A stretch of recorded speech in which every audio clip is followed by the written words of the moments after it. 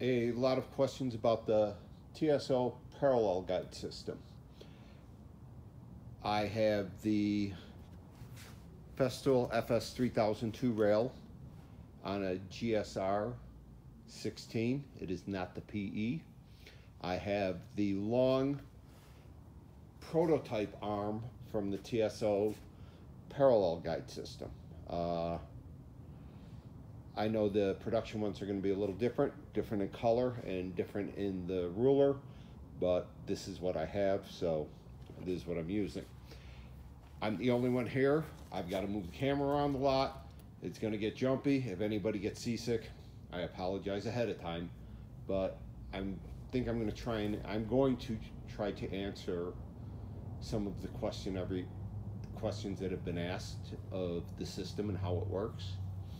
So we're gonna walk down here. The parts that are making it up are the GRS 16, the knobs that are retaining it. Again, this is a prototype rail. What you're gonna see in production is different. The stop itself is very similar, except I believe this knob is being changed to a button head Allen cap screw. And this knob is also being changed. The stop is set for 30 inches. And there's been a question about, how well will a single arm work across a long piece? It works. If you're going to do a lot of it, I highly recommend getting the set where you can use the PE on the far end of this rail. Now, it will be the close end later in the video again. I put a mark at 30 inches right there. We're gonna come down here. Another 30-inch mark right there. This particular system has been calibrated to one of my 32-inch rails. I think they call it the 800 or the 820. I have over 40 rails and I have yet to find one off to the calibration. So once this system is set, you should be good. If there is a calibration issue once you set it, I would highly recommend checking your rail. See if something's off there.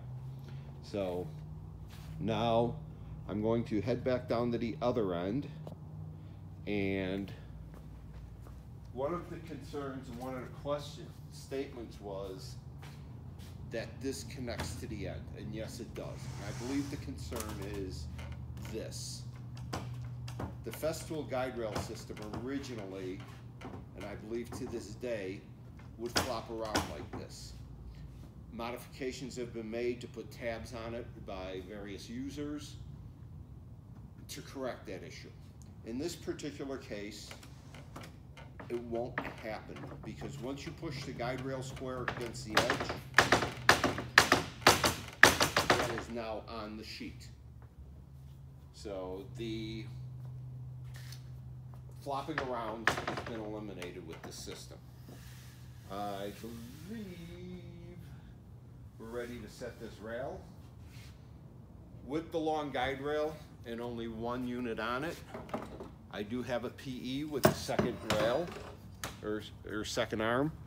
Right now that one will only cut up to 28 inches, and I had set that for 30 inches, so I'm not even going to put it on. It goes on the exact same way. Very simply align it, slide it on, latch the clip, and this one here also sits on the sheet, okay? If you are going to do a lot of ripping with the long rails, be it the 2700, be it the 3000 that I have here, be it with the 16-footer, I don't even know what number that is. I highly recommend, just for efficiency and time, to get the setup for each end. It's just that much faster to set the rail. This system will be accurate, and the way I set the long rail, if I don't have both on, lift up that end, get my fingers under the center, and slide the rail in place. Okay? Now, this is tight against here.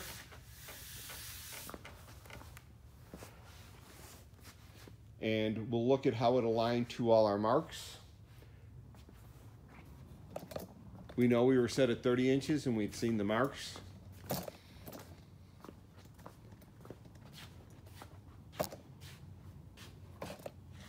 So there's our pencil mark under the, or right next to the strip. And I know that's right for my saw. Some of you may notice this strip is fairly new. And here's the far end. I believe you guys can see that where it's at, okay? So that's how the system works. It is accurate and it will work just fine. The shorter rails are faster and easier to set than this long rail. The short rails are just drop and go. You definitely do not need 2 arms on it. Out this length, again, you don't need it. I just highly recommend it. So, any questions, just let me know.